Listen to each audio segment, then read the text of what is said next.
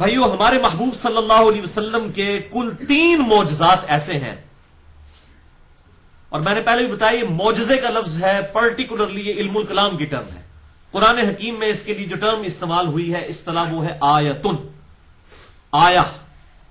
نشانی، اور انگلش میں ہم اسے کہتے ہیں سائن۔ یہ سگنیچر بھی جو کیا جاتا ہے اسے بھی ہم مختصر کر کے سائن کہتے ہیں۔ تو آپ صلی اللہ علیہ وسلم کے 3 معجزات ایسے ہیں جن کا ذکر قرآن حکیم کے اندر آیا ہے، 3 معجزات۔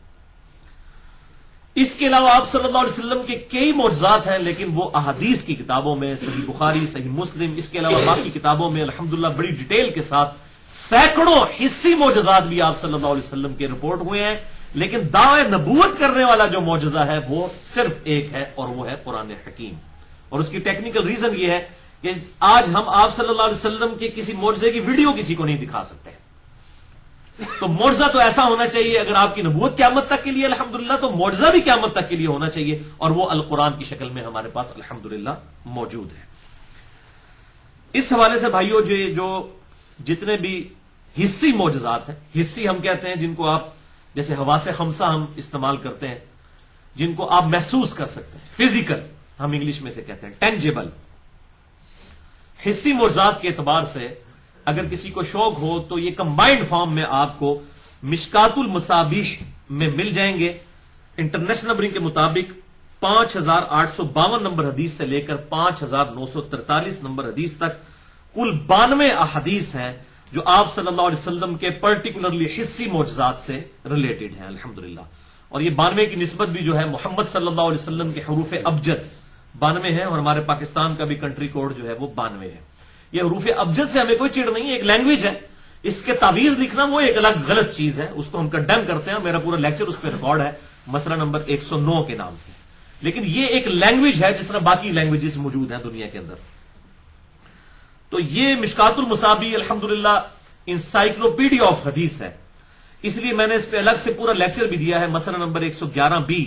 مشکات المصابیح کا مکمل تعارف۔ اب آپ کے پاس بخاری، مسلم، ابو داؤد، ترمذی، نسائی، ابن ماجہ یہ ساری کتابیں نہ بھی ہوں، صرف مشکات موجود ہو، تو الحمدللہ آج بھی جتنی احادیث آئیں گی آپ حیران ہوں گے کہ وہ سب کی سب احادیث چاہے وہ مختلف کتابوں میں ہیں، لیکن وہ سب کی سب احادیث الحمدللہ مشکات میں بھی موجود ہیں۔ اور میں نے یہ جو آج کے لیے 17 حصی معجزات سلیکٹ کیے ہیں، یہ سب کی سب احادیث جو ہیں وہ صحیح بخاری اور صحیح مسلم سے ہیں، کوئی حدیث میں نے اس سے باہر نہیں لی، تاکہ الحمدللہ وہ صحیح اور ضعیف کا چکر بھی ختم ہو جائے۔ اس حوالے سے 100% احادیث آج جتنی ڈسکس ہوں گی وہ صحیح بخاری اور صحیح مسلم سے انشاءاللہ ڈسکس ہوں گی۔ اس کے علاوہ بھائیوں، ہمارے محدثین رحمہم اللہ نے الگ سے بھی کتابیں لکھی ہیں، اسی حوالے سے اس امت میں بہت بڑا کام کیا ہے۔ 5ویں صدی ہجری کے اندر ایک بہت بڑے محدث گزرے ہیں،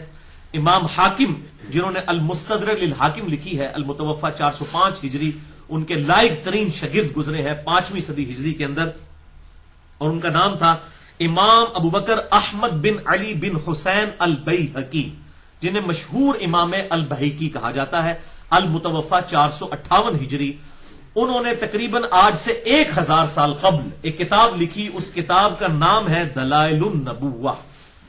یعنی نبوت کو جسٹیفائی کرنے والی کتاب، کہ ہم پروفٹ صلی اللہ علیہ وسلم کے بارے میں جو کلیم کرتے ہیں کہ یہ اللہ کے پیغمبر ہیں، تو ہمارے پاس دلائل کیا ہیں۔ اس کانٹیکسٹ میں انہوں نے 3286 احادیث جمع کی ہیں دلائل النبوہ کتاب کے اندر۔ یہ کتاب اردو میں بھی شائع ہو چکی ہے اور 6 جلدوں کے اندر الحمدللہ موجود ہے، اور اگر آپ نیٹ پہ تلاش کریں تو بڑی آسانی کے ساتھ آپ کو اس کا PDF بھی مل جائے گا۔ 3286 احادیث پر مشتمل دلائل النبوہ کتاب ہے، جس میں آپ صلی اللہ علیہ وسلم کی پروفیسیز موجود ہیں، مستقبل کی پیشن گوئیاں، آپ صلی اللہ علیہ وسلم کے معجزات، ایون آپ صلی اللہ علیہ وسلم کے صحابہ کی کرامات بھی اس کے اندر موجود ہیں، کیونکہ صحابہ کی کرامات بھی آپ صلی اللہ علیہ وسلم کے معجزات کا ہی ایک کنٹینیوشن ہے الحمدللہ۔ تو وہ 3 بڑے بڑے معجزات جو قرآن حکیم میں ذکر ہوئے ہیں، ان میں سے نمبر 1 القرآن،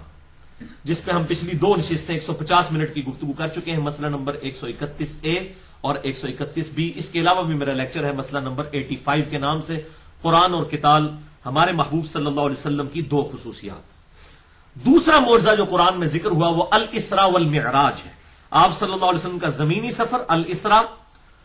والمعراج، اور معراج کا سفر بیت اللہ سے لے کر بیت المقدس تک الاسراء، اور بیت المقدس سے جو سدرۃ المنتہا تک ہم اسے کہتے ہیں المعراج، اسے مشہور واقعہ معراج بھی کہا جاتا ہے۔ تو آپ صلی اللہ علیہ وسلم کا یہ معجزہ جو ہے اس کا بھی ذکر قرآن حکیم میں سورہ بنی اسرائیل اور سورۃ النجم کے اندر موجود ہے، اور اس میں میں نے بڑی ڈیٹیل کے ساتھ 6 گھنٹے میں لیکچر ریکارڈ کروا دیا ہے، مسئلہ نمبر 126 A B اور C کے عنوان سے۔ اور نمبر 3 بھائیوں، معجزہ جو قرآن حکیم میں ذکر ہوا آپ صلی اللہ علیہ وسلم کا حصی معجزہ، وہ ایک ہی حصی معجزہ ہے جس کو لوگوں نے بھی آبزرو کیا، وہ ہے شق القمر والا واقعہ، چاند کا 2 ٹکڑے ہو جانا۔ یہ وہ معجزہ ہے جو واحد حصی معجزہ ہے جو لوگوں نے آبزرو کیا، اور اس کا ذکر قرآن کے اندر موجود ہے۔ اس کے علاوہ کوئی بھی ڈائریکٹلی پوری ڈیٹیل کے ساتھ آپ صلی اللہ علیہ وسلم کا کوئی معجزہ قرآن میں ذکر نہیں ہوا۔ ہاں، بخاری اور مسلم میں اور باقی حدیث کی کتابوں میں بہت معجزات آئے ہیں۔ یہ شق القمر، چاند کے 2 ٹکڑے ہونے والا واقعہ جو ہے یہ سورۃ القمر کے اندر موجود ہے۔ اس سورت کا نام ہی سورۃ القمر ہے، پارہ نمبر 27 کے اندر۔ اس کے علاوہ ایک اور واقعہ بھی بعض روایتوں میں آیا ہے، سورج کو واپس پلٹانے والا، لیکن اصول محدثین پر وہ واقعہ ثابت نہیں ہے۔ یہ نہیں ہے کہ آپ صلی اللہ علیہ وسلم کے لیے معجزہ ظاہر نہیں ہو سکتا، اللہ تعالیٰ کے لیے کوئی مشکل نہیں ہے، بلکہ صحیح سند کے ساتھ یہ چیز ثابت ہے بخاری اور مسلم دونوں کے اندر۔ صحیح بخاری میں انٹرنیشنل نمبر کے مطابق 3124، صحیح مسلم میں 4555 اور مشکات میں بھی موجود ہے 433 نمبر حدیث کہ سیدنا موسیٰ علیہ السلام کے خلیفہ اول یوشع ابن نون، جوشوا جن کو ہم کہتے ہیں اولڈ ٹیسٹمنٹ کی لینگویج میں، بخاری مسلم دونوں میں اور مشکات میں بھی میں نے حوالہ دے دیا، ان کی دعا کی برکت سے سورج رک گیا تھا۔ جمعے کا دن تھا اور ہفتے کے دن یہودیوں کے لیے قتال کرنا منع تھا، اس وقت کے یہودی یار مسلمان ہی تھے، تو وقت کے پیغمبر نے یہ دعا کی کہ اے اللہ، اب جو ہے وہ ہماری فتح کا وقت قریب ہے، اگر یہ رات کا وقت شروع ہو گیا اور پھر کل ہفتہ ہوا ہم قتال نہیں کریں گے، پھر کافروں کو جمع ہونے کا موقع مل جائے گا، تو اے اللہ ہمارے لیے سورج کو روک دے۔ اور انہوں نے کہا کہ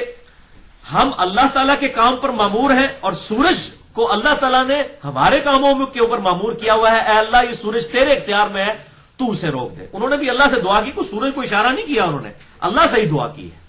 نہ وہ یہ کہ اشارے پہ کوئی کام ہونے والا ہے، اس طریقے سے دعا کی تو سورج رک گیا۔ تو آپ صلی اللہ علیہ وسلم کے لیے اس قسم کا جو ضعیف واقعہ ملتا ہے، اس کو اگر کوئی مانتا بھی ہے تو اس سے کوئی عقیدے میں فرق پڑنے والی بات نہیں ہے۔ حضرت یوشع ابن نون کے لیے یہ واقعہ ثابت ہے صحیح بخاری اور صحیح مسلم کے اندر، لہذا کوئی ایسا ایشو نہیں ہے۔ اب آ جائیے وہ معجزہ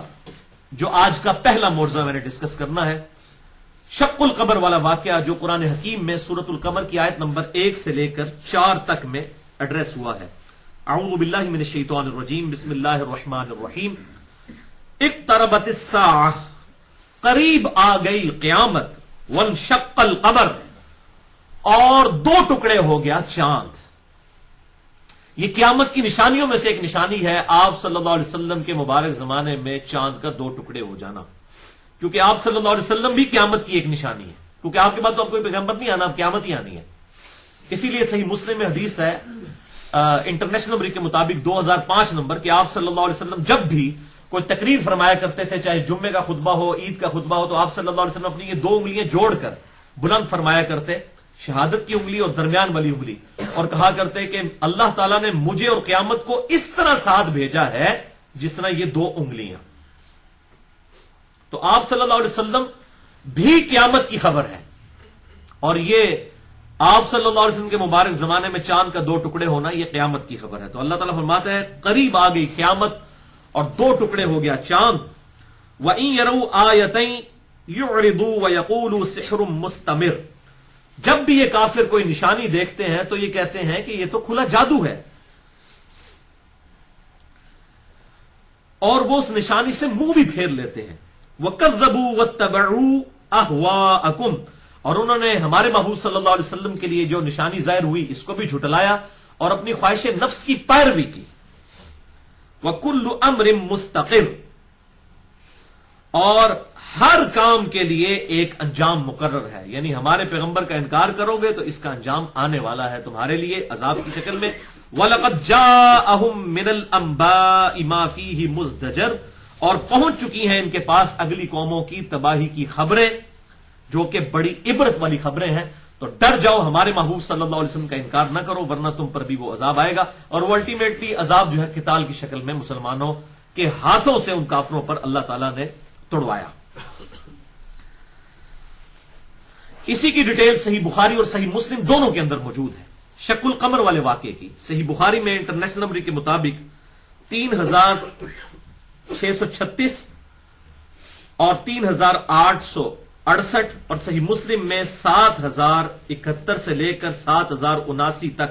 کل 9 احادیث شق القمر والے واقعے پہ صحیح مسلم میں موجود ہیں، اور مشکات میں 5854 اور 5855، اور یہ کم از کم 4 صحابہ سے یہ احادیث روایت ہوئی ہیں، سیدنا عبداللہ ابن مسعود، سیدنا عبداللہ ابن عباس، سیدنا عبداللہ ابن عمر، اور سیدنا انس ابن مالک رضی اللہ عنہم اجمعین وعلیہم السلام۔ اور ان میں عبداللہ ابن مسعود وہ ہیں جو پہلے 10 مسلمانوں میں سے،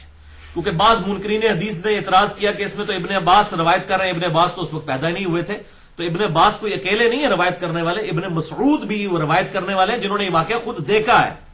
اور یہ بخاری اور مسلم کا میں حوالہ دے چکا، اس میں موجود ہے۔ ابن عباس کہتے ہیں کہ مشرکین عرب نے آپ صلی اللہ علیہ وسلم سے کہا کہ اپنی نبوت کی کوئی نشانی آپ کے لیے ظاہر کی جائے، تو اللہ تبارک و تعالیٰ نے، ہم منا میں موجود تھے، چاند کو 2 ٹکڑے فرما دیا، اور ہیرا پہاڑ اس کے درمیان میں تھا، ایک ٹکڑا اس کے دائیں طرف، ایک اس کے بائیں طرف ہو گیا، اور یہ منظر مسلمانوں نے، کافروں نے، سب نے دیکھا۔ اس وقت اللہ کے محبوب صلی اللہ علیہ وسلم نے ارشاد فرمایا، اشہدو، گواہ ہو جاؤ اس بات کے اوپر کہ اللہ تعالیٰ نے میرے لیے یہ معجزہ ظاہر فرما دیا۔ اس میں کئی الفاظ نہیں کہ آپ نے یوں انگلی سے اشارہ کیا اور وہ 2 ٹکڑے ہوئے، اس طرح کا کوئی معاملہ نہیں ہوا، آپ صلی اللہ علیہ وسلم کی دعا کی برکت سے اللہ تعالیٰ نے ایک معاملہ ظاہر فرما دیا۔ لیکن ظاہر ہے یہ منہ مانگا معجزہ نہیں تھا، بس انہوں نے ایک تھریٹیکلی ایک بات کی تھی کہ ہمیں کوئی معجزہ دکھائیں تو وہ دکھایا، اگر منہ مانگا ہوتا تو اسی وقت عذاب آ جاتا۔ یہ ایک معجزہ ہے جو اس حوالے سے ذکر ہوا، باقی دعوی نبوت کرنے والا معجزہ صرف قرآن ہے قیامت تک کے لیے آپ صلی اللہ علیہ وسلم کا۔